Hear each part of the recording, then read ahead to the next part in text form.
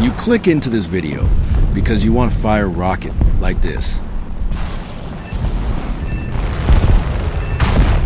So here is how to fire a rocket in War Thunder.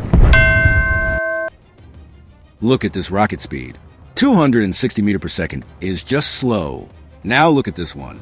355 meters per second, which is pretty nice. Here is why it matters. I am going to press the fire button, and look how fast this thing is. Now look at this rocket that is faster. You can see that the faster the rocket goes, the straighter the trajectory means that it is easier to aim. And that's what you want. There are different types of rocket warhead. For example, armor piercing, high explosive, heat, semi-armor piercing. You can use everything, but don't use armor piercing rockets. They are just dumb.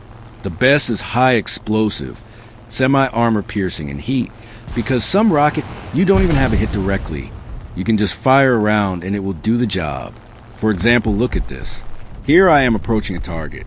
Look how far away the target from the rocket, yet it's still overpressure it. And now let's go to part 2. How to aim.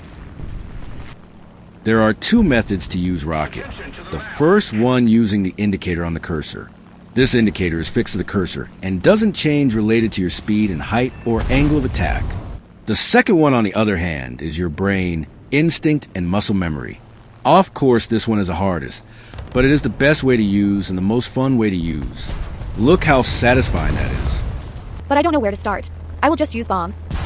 Bruh, stop yapping. Many people don't know where to start, so they just give up. But I am not going to let that happen to you. The best player is the player who can use everything. You can start by diving on the enemy. Yes, diving on the enemy. The steeper the angle of attack is, the aiming gets easier.